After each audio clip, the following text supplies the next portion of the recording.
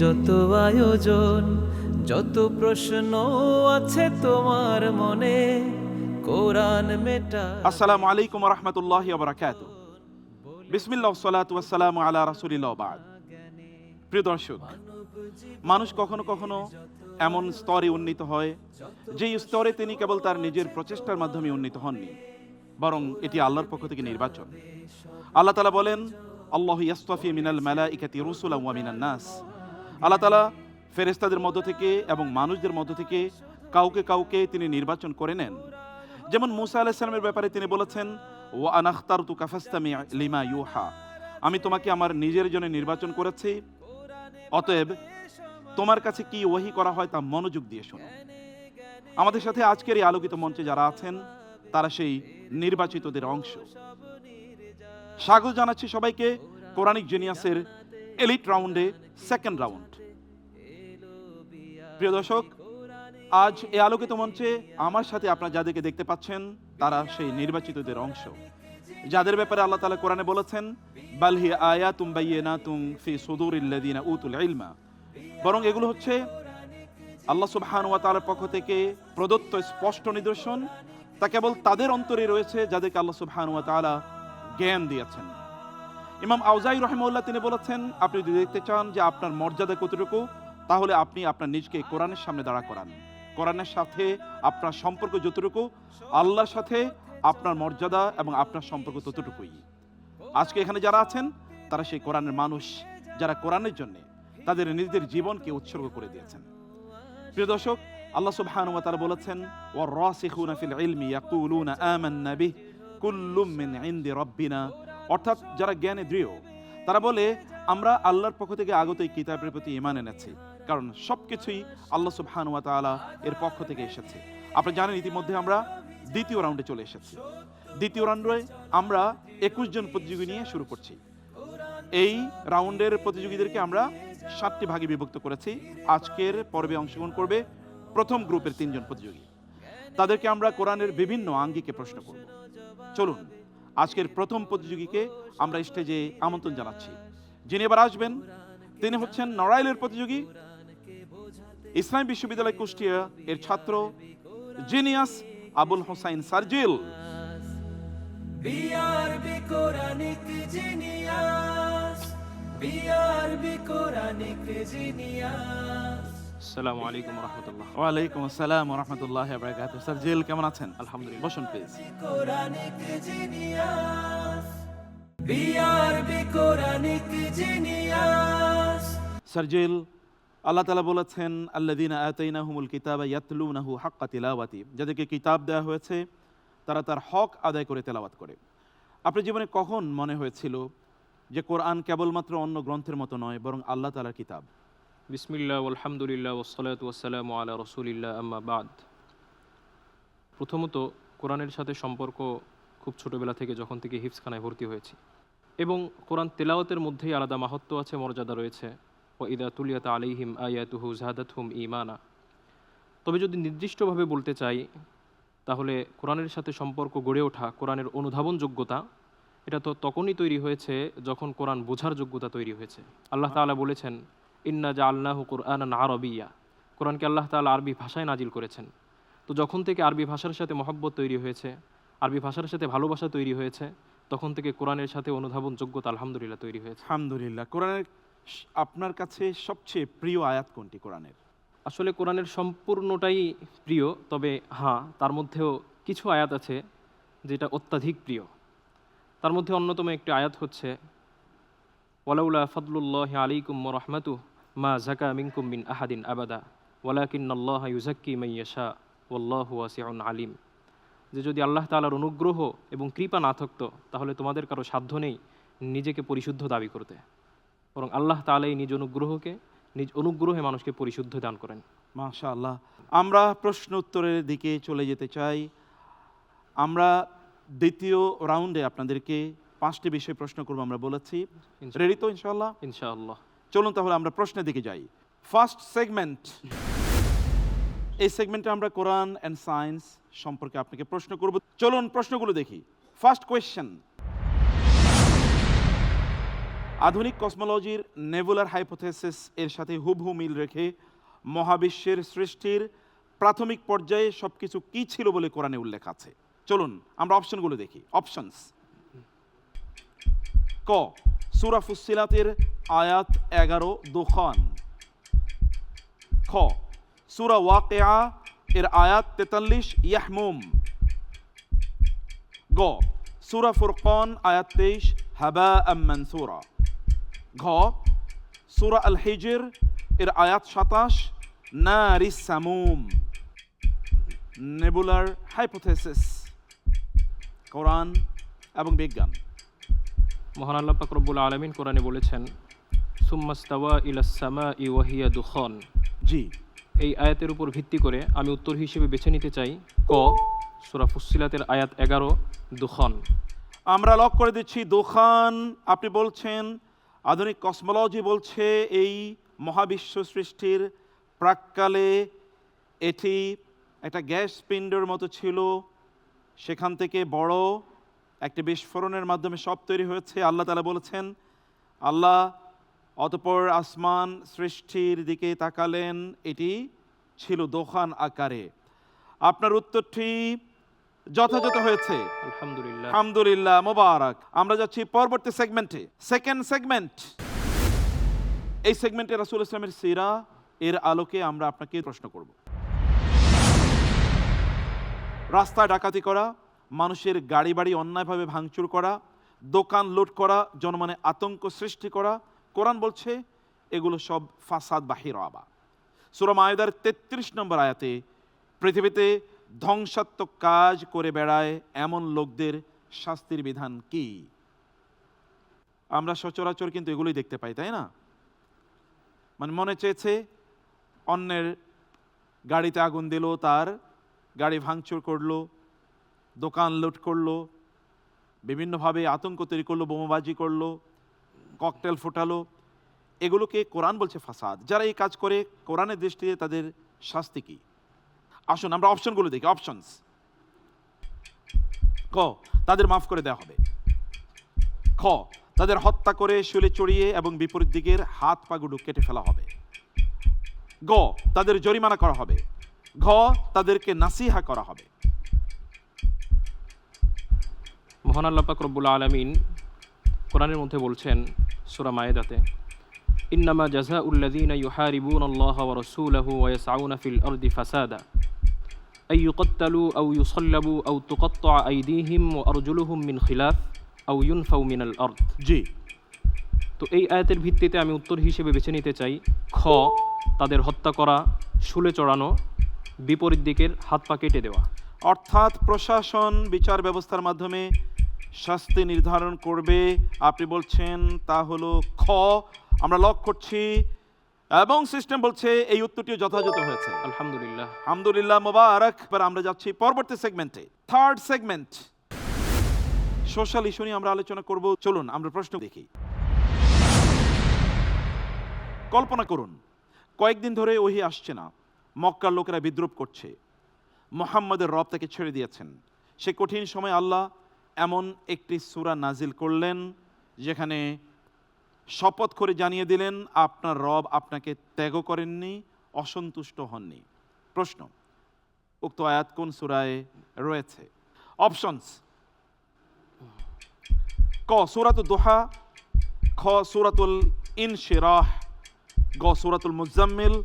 ঘ, সূরাতুল হিজর। মহান আল্লাহ পাক রব্বুল আলামিন সূরাতুদ দুহার মধ্যে বলেছেন, ওয়াদ-দুহা ওয়াল-লাইলি ইযা সাজা মা ওয়াদ্দাআকা রাব্বুকা ওয়া মা ক্বালা। সূরা আদ-দুহার এই 3 আয়াতের ভিত্তিতে আমি উত্তর হিসেবে বেছে নিতে চাই ক, সূরা আদ-দুহা। সূরা আদ-দুহা আমরা উত্তর লক করে দিচ্ছি। অর্থাৎ রাসূলুল্লাহ সাল্লাল্লাহু আলাইহি ওয়াসাল্লামের কাছে দীর্ঘদিন ওহী আসে না এবং এই কারণে তার মন খুবই খারাপ। আমাদের সাথে তো ওহীর সম্পর্ক বহুদিন থাকে না, কোরআনের সাথে আমাদের কোনো সম্পর্ক থাকে না, কোরআন পড়ি না, কিন্তু আমাদের তো কোনোদিন মন খারাপ হয় না। তার কাছে ওহী আসে না, এই কারণে তিনি মন খারাপ করেছেন। লোকেরা বলছে আপনার রব কি আপনাকে ছেড়ে দিয়েছেন নাকি? আল্লাহ তাআলা নাজিল করলেন সূরাতুদ দুহা। রাইট আনসার, আলহামদুলিল্লাহ। আলহামদুলিল্লাহ। সূরাতুদ দুহা এখনো এটাকে বলা হয় অ্যান্টি ডিপ্রেশেন্ট। আমরা যাচ্ছি নেক্সট সেগমেন্টে। সেগমেন্ট 4, এই সেগমেন্টে আমরা আপনাকে প্রশ্ন করব আহকাম নিয়ে, আহকামুল কোরআন। দুটো প্রশ্ন থাকবে, আপনি 2 মিনিট সময় পাবেন, খুব বেশি সময় পাবেন না চিন্তা করার। চলুন আমরা প্রথম প্রশ্নটি দেখি। মিরাস বা উত্তরাধিকার আইনের বিস্তারিত বর্ণনা, যেমন ছেলে কত পাবে, মেয়ে কত পাবে, কোরআনে কোন সূরায় ধারাবাহিকভাবে উল্লেখ করা হয়েছে?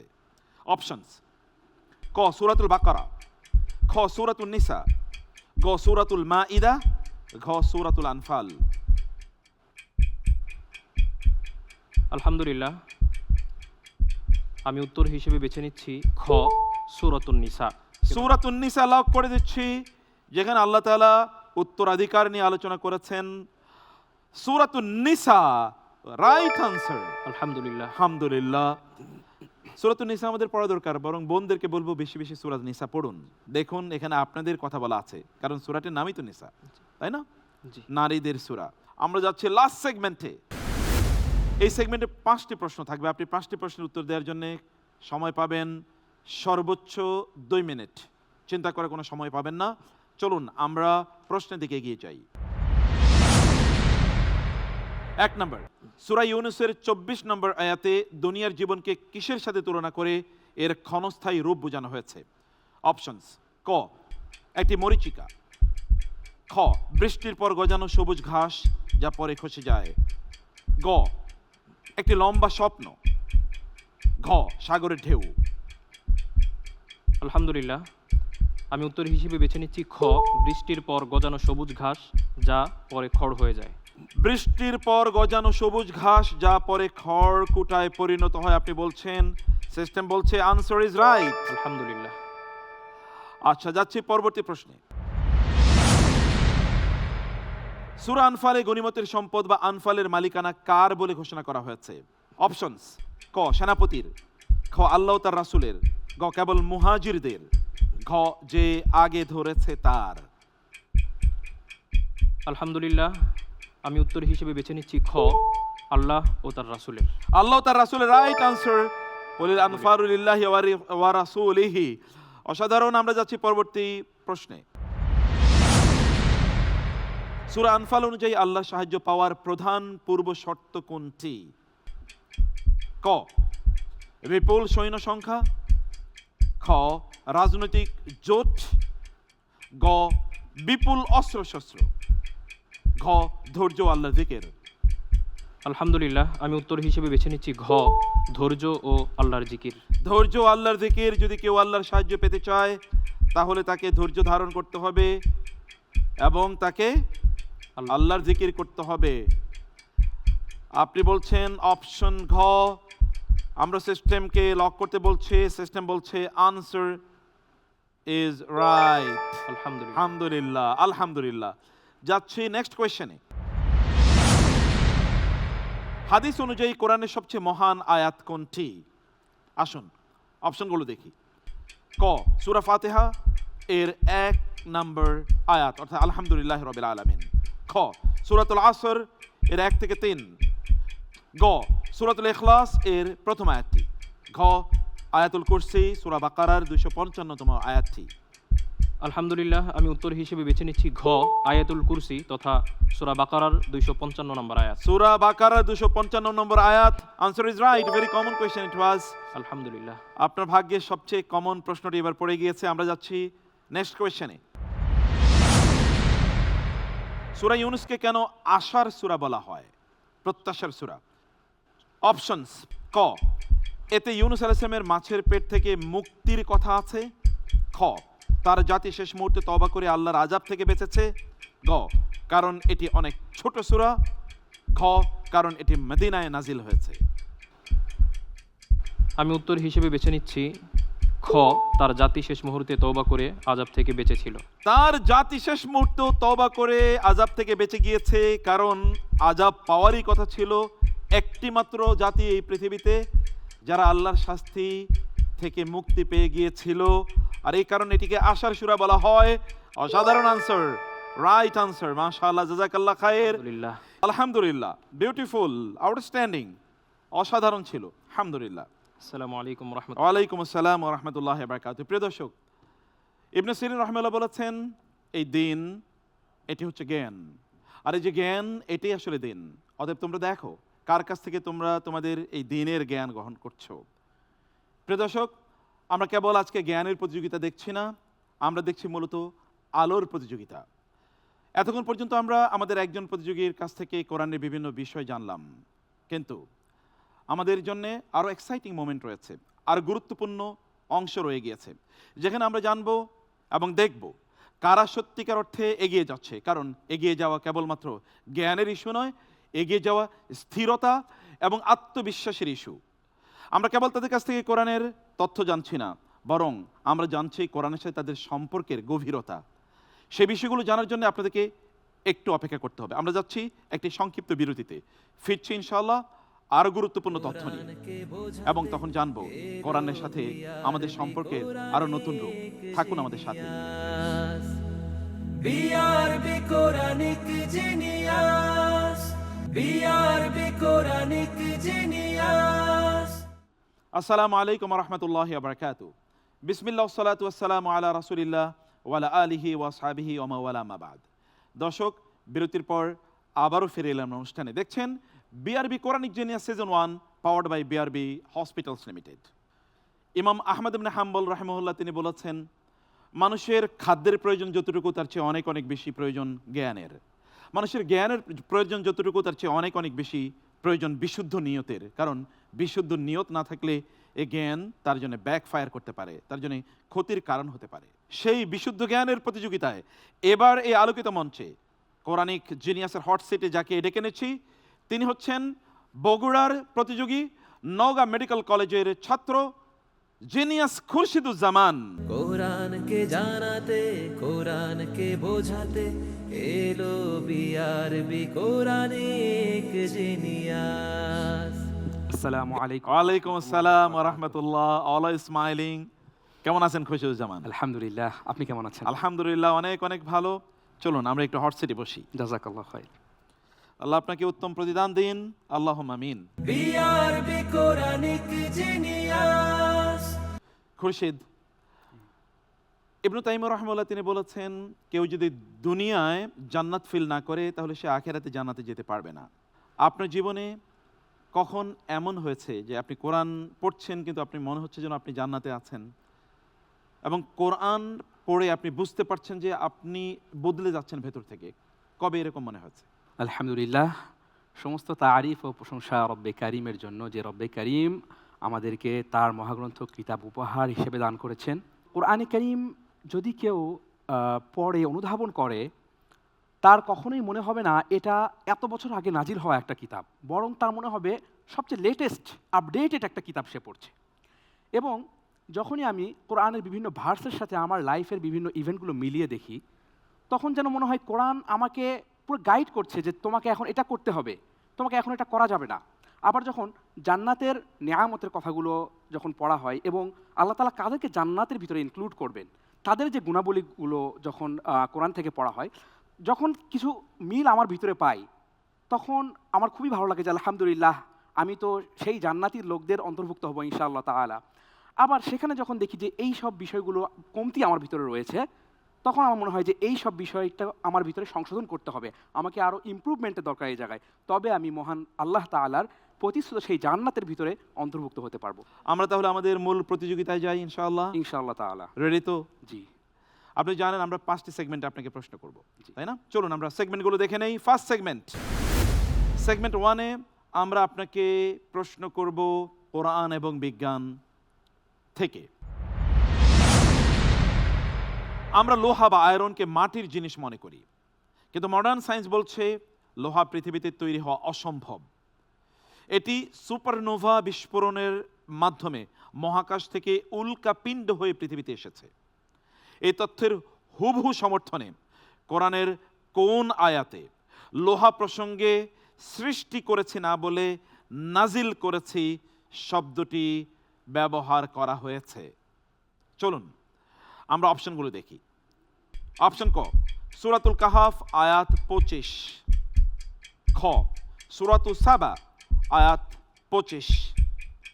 গ, সূরাতুল হাদিদ আয়াত 25। ঘ, সূরাতুর রা'দ আয়াত 25। আল্লাহ তাআলা সূরাতুল হাদিদে ইরশাদ করছেন ওয়া আনজালনাল হাদিদা ফিহি বাসুন শাদীদুন ওয়া মানাফিউ লিন-নাস।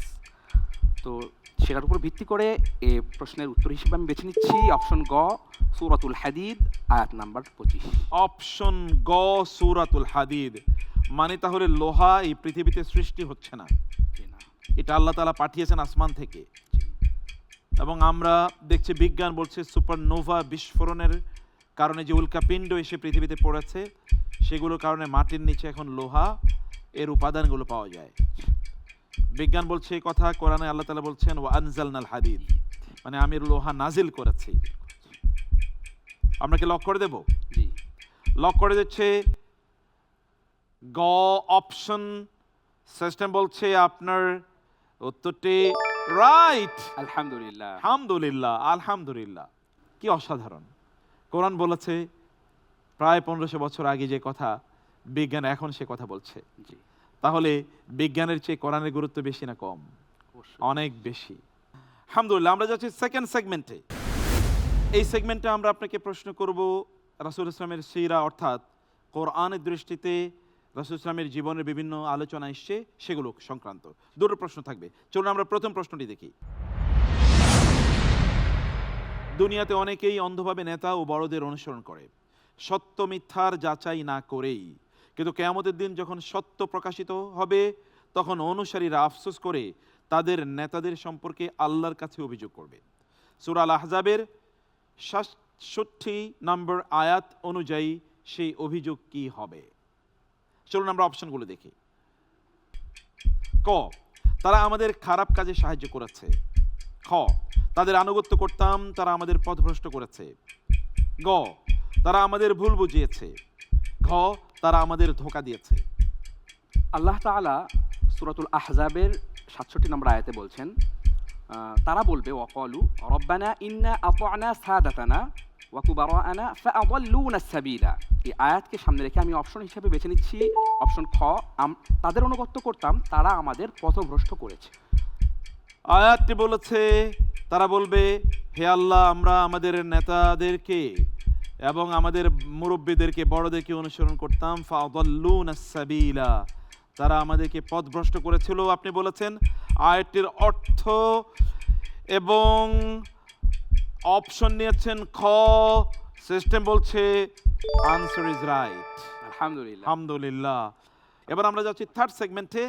এই সেগমেন্টে রয়েছে রাসূল ইসলাম এর জীবনী নিয়ে প্রশ্ন। Third segment. প্রথম প্রশ্ন, নবীজির ছেলে সন্তানরা মারা যাওয়ার পর কাফেররা উল্লাস করে বলল, মুহাম্মদ তো নির্বংশ হয়ে গেল। একজন পিতার হৃদয়ের চেয়ে বড় আঘাত আর কি হতে পারে? আল্লাহ তখন আসমান থেকে সান্ত্বনা পাঠালেন, হ্যাঁ নবী, আমি আপনাকে এমন প্রাচুর্য দিয়েছি যা কোনোদিন শেষ হবে না। সেই প্রাচুর্যটি কি? চলুন আমরা একটু দেখি অপশনগুলো। ক, মক্কা বিজয়। খ, অনেক সম্পদ। গ, দীর্ঘ হায়াত। ঘ, হাউজে কাউসার।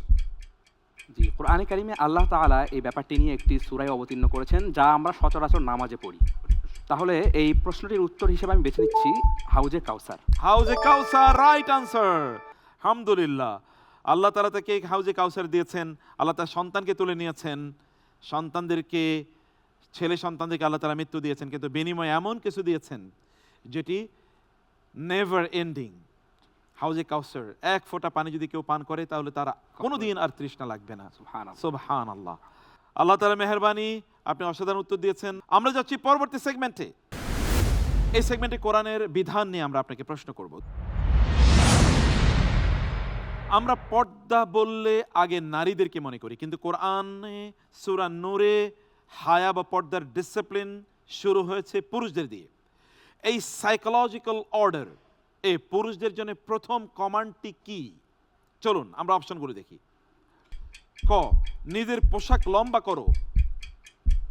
খ, ঘর থেকে কম বের হও। গ, দৃষ্টিকে সংযত করো। ঘ, নারীদের সাথে কথা কম বলো। আলহামদুলিল্লাহ। আল্লাহ তাআলা কোরআনে কারীমের সূরাতুন নূরে আমাদের পুরুষদেরকে যে আদেশ দিয়েছেন তা হলো কুল্লিল মুমিনিনা ইয়াগুদ্দু মিন আবসারিহিম। সেটা অনুসারে এই প্রশ্নের উত্তর হবে গ, দৃষ্টিকে সংযত করো। দৃষ্টিতে সংযত করা, রাইট আনসার। আলহামদুলিল্লাহ, মোবারক। এই সেগমেন্টে আপনি অসাধারণভাবে পার হয়ে গিয়েছেন। আমরা যাচ্ছি সবচেয়ে গুরুত্বপূর্ণ একটি সেগমেন্টে, যেটি হবে র্যাপিড সেকশন। সেখানে 5টি প্রশ্নের উত্তর আপনাকে দিতে হবে র্যাপিডলি। চলুন যাচ্ছি লাস্ট সেগমেন্টে। প্রশ্ন,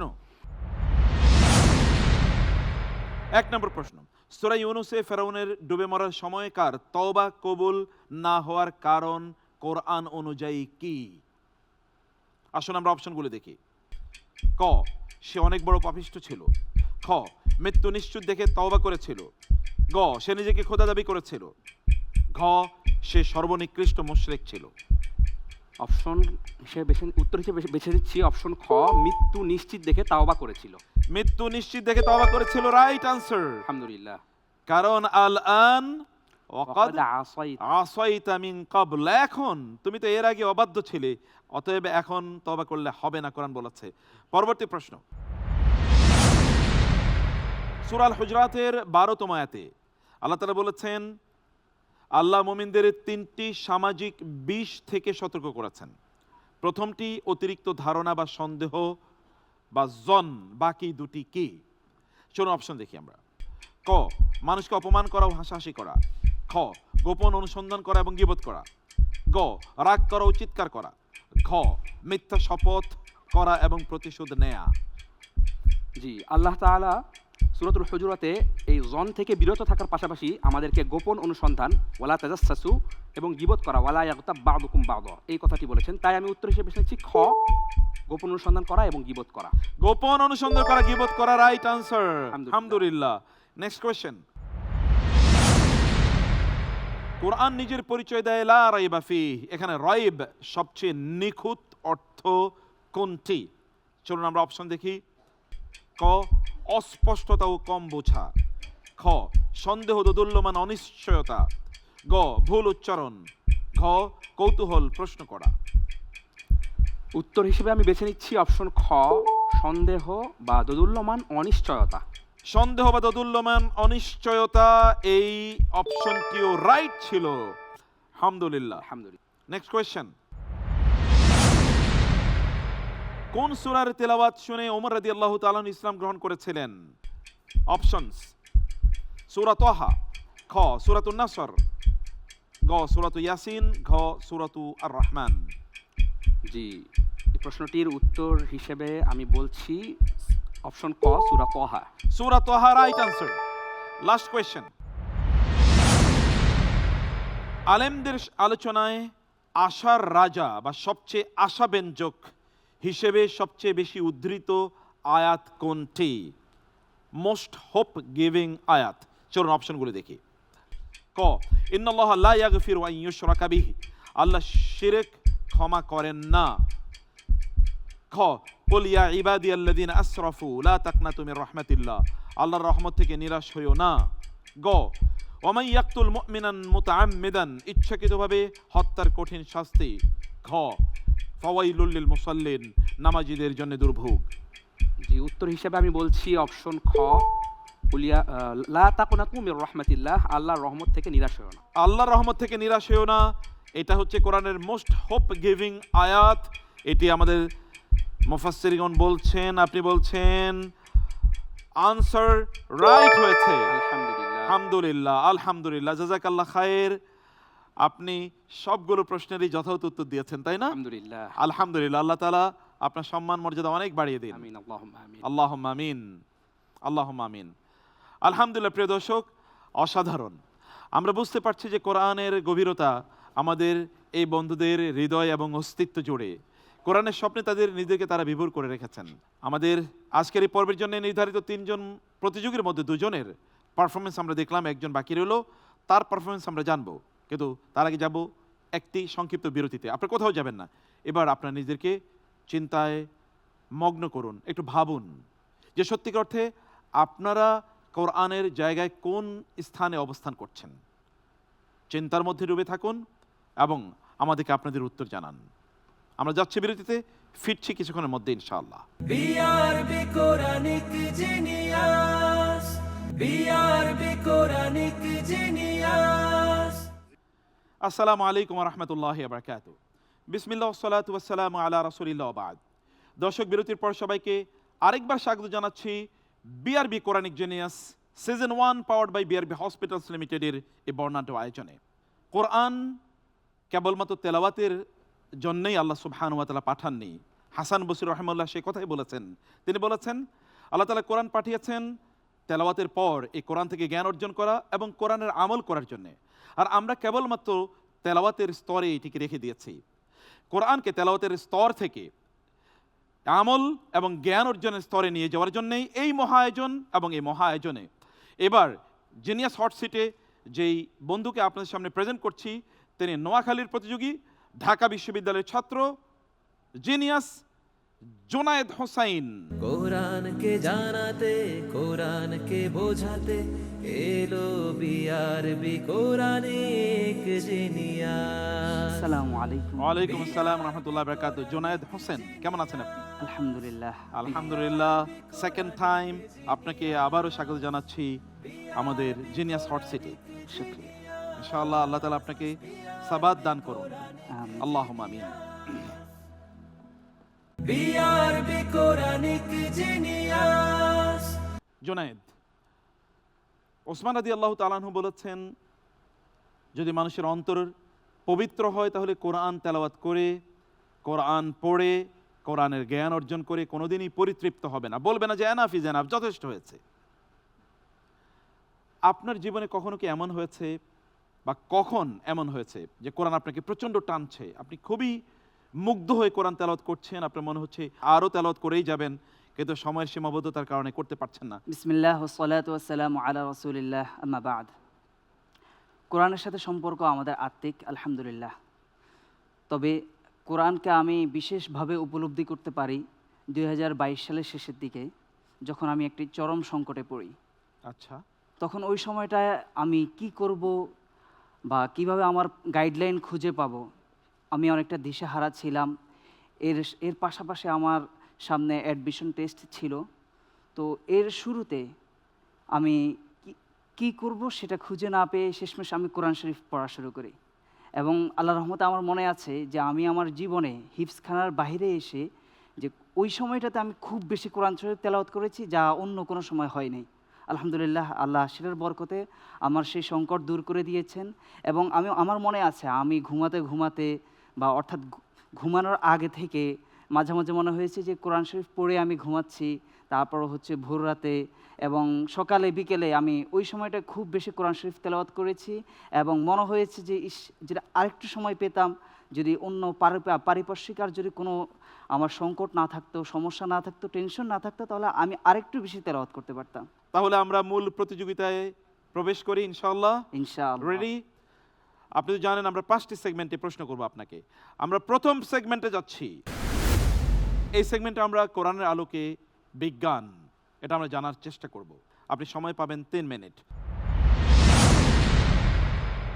আমরা পাহাড়ের চূড়া দেখি, কিন্তু জিওলজি বলে পাহাড়ের আরও বেশি এবং বিশাল অংশ মাটির গভীরে শেকড়ের মতো গেঁথে আছে, যা পেরেকের মতো পৃথিবীকে স্থির রাখে।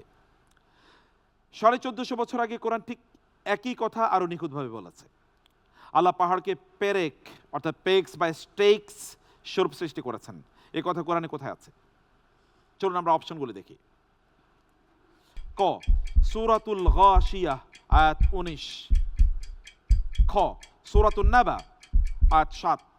গ, সূরাতু কফ আয়াত 7। ঘ, সূরাতুল লোকমান আয়াত 10। আল্লাহ তাআলা সূরা নাবায় বলেছিলেন ওয়াল জিবালা আওতাদা, অর্থাৎ তিনি পাহাড়কে পেরেক স্বরূপ স্থাপন করেছেন।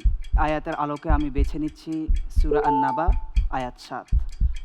সূরা নাবা আয়াত 7 আপনি বলছেন, সিস্টেম বলছে আপনার উত্তরটি যথাযথ হয়েছে। আলহামদুলিল্লাহ। আলহামদুলিল্লাহ। অর্থাৎ আমরা তো পেরেক যখন কোনো একটি জিনিসকে ঝুলিয়ে রাখার জন্য যখন পেরেক মারি অথবা কোনো একটা জিনিসকে স্ট্যাবল রাখার জন্য, তখন পেরেকের বেশি অংশ ভিতরে থাকে, কম অংশ বাইরে থাকে।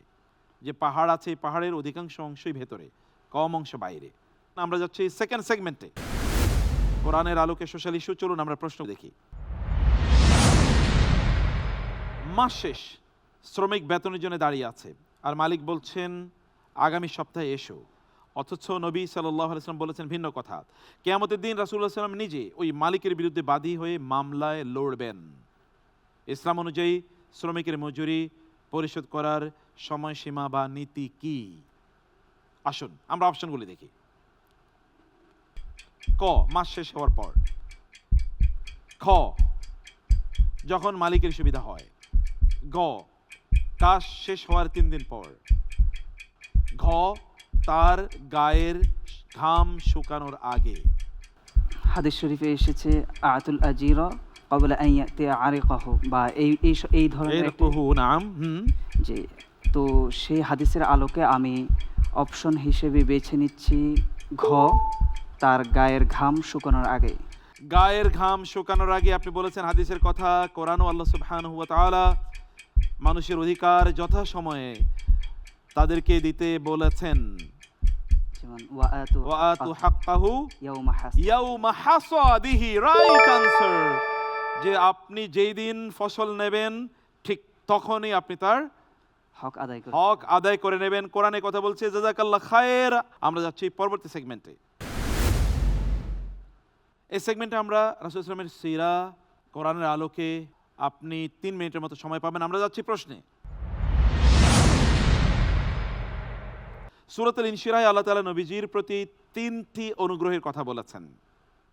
এর মধ্যে পিঠ নুইয়ে দেয়া, ওয়া ওয়াদানা আনকা উইজরাক আল্লাযী আনকাযা যাহরাক, বিষয়টি কিসের সাথে সম্পৃক্ত ছিল? আসুন অপশনগুলো দেখি। ক, পূর্বাপরের গুনাহ মাফ। খ, নবুয়ত ও দাওয়াতের ভারী বোঝা। গ, কাফেরদের নির্যাতন নিপীড়ন।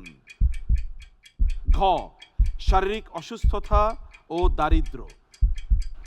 আলহামদুলিল্লাহ, সূরা ইনশিরাহের আলোকে আমি অপশন হিসেবে বেছে নিচ্ছি খ, নবুয়াত ও দাওয়াতের ভারী বোঝা। নবুয়ত ও দাওয়াতের ভারী বোঝা আল্লাহ তাআলা তার রাসূলের পিঠকে যা নুইয়ে দিয়েছিল সেটি থেকে তাকে তিনি রক্ষা করেছেন, অর্থাৎ তার দিনকে তিনি বিজয়ী করবেন এবং সবার মাঝে ছড়িয়ে দেবেন। এ দায়িত্ব আল্লাহ তাআলাই নিয়েছেন। ইন আলাইকা ইল্লাল বালাগ ওয়া মা আলাইকা ইল্লাল বালাগুল মুবিন। আপনার দায়িত্ব লাস্তা আলাইহিম বিমুসাইতির। সবগুলো কথাই বলছে যে আপনার উত্তরটি যথাযথ হয়েছে। আলহামদুলিল্লাহ। আলহামদুলিল্লাহ। দাওয়াতি কাজ যারা করেন তাদের কাজ একটাই, তা হলো মানুষের কাছে পৌঁছে দেয়া। আমরা যাচ্ছি নেক্সট সেগমেন্টে, সেগমেন্ট 4। এই সেগমেন্টে আমরা আপনাকে প্রশ্ন করব কোরআনের বিধান নিয়ে। আপনি সময় পাবেন 2 মিনিট। ইয়াতিম ভাতিজা এবং ভাগ্নের সম্পদ কৌশলে আত্মসাৎ করা আমাদের সমাজে ডাল ভাত হয়ে গেছে। আল্লাহ বলেন যারা জুলুম করে ইয়াতিমের মাল খায় তারা আসলে তাদের পেটে খাবার ঢুকিয়ে নিচ্ছে না, অন্য কিছু ঢুকাচ্ছে। সূরা নিসার 10ম আয়াতে আল্লাহ তাআলা একটা উপমা দিয়েছেন। সেই ভয়ানক উপমাটি কি? চলুন আমরা অপশনগুলো দেখি। ক, বিষ। খ, রক্ত। গ, পাথর। ঘ, আগুন। যারা ইয়াতিমের সম্পদ খাচ্ছে, ভাগ্নের সম্পদ খাচ্ছে, তারা তাদের পেটে কি ঢুকাচ্ছে বলে আল্লাহ তাআলা বলছেন? আল্লাহ তাআলা সূরা নিসায় নাজিল করেন, ইন্নাল্লাযীনা ইয়াকুলুনা আমওয়ালাল ইয়াতামা ইন্নামা ইয়াকুলুনা ফি বুতুনিহিম নার। অর্থাৎ তারা সম্পদ তো খাচ্ছে না, বরং তারা তাদের পেটে আগুন ভরাচ্ছে বা ভরিয়ে নিচ্ছে। তারা মূলত আগুন খাচ্ছে, সম্পদ খাচ্ছে না। Right answer. আলহামদুলিল্লাহ। আলহামদুলিল্লাহ। আমরা যাচ্ছি সবচেয়ে গুরুত্বপূর্ণ সেগমেন্টে। আপনি এই সেগমেন্টের র্যাপিড 5টি প্রশ্নের উত্তর দিয়ে যাবেন। সময় পাবেন 2 মিনিট। চিন্তা করে সময় পাবেন না। আমরা যাচ্ছি 5th সেগমেন্টে। প্রশ্ন, কোরআনের সবচেয়ে বেশি হুবহু একইভাবে পুনরাবৃত্ত হওয়া আয়াত কোনটি? অপশনস: ক, কুল হুয়াল্লাহু আহাদ, সূরা ইখলাস। খ, ওয়াইলুল লিল মুকাজ্জিবিন, সূরাতুল মুরসালাত। গ, ফাবিআইয়ি আলাই রাব্বিকুমা তুকাজ্জিবান, সূরাতুর রহমান। ঘ, ইন্না মাআল উসরি ইউসরা, সূরাতুল ইনশিরাহ। আলহামদুলিল্লাহ, আমি অপশন বেছে নিচ্ছি গ, ফাবিআইয়ি আলাই রাব্বিকুমা তুকাযযিবান। ফাবিআইয়ি আলাই রাব্বিকুমা তুকাযযিবান কতবার এসেছে কোরআনে? 31 বার এসেছে। Right answer. পরের প্রশ্ন, কতটি সূরা হামিম দিয়ে শুরু হয়েছে? হামিমাত। চলুন আমরা একটু দেখি অপশনগুলো। ক 7টি, খ 6টি, গ 8টি, খ 5টি।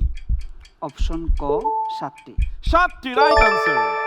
আলহামদুলিল্লাহ। পরবর্তী প্রশ্ন, কোরআনের 30টি জুজের মধ্যে সবচেয়ে বেশি আয়াত কোন জুজে রয়েছে?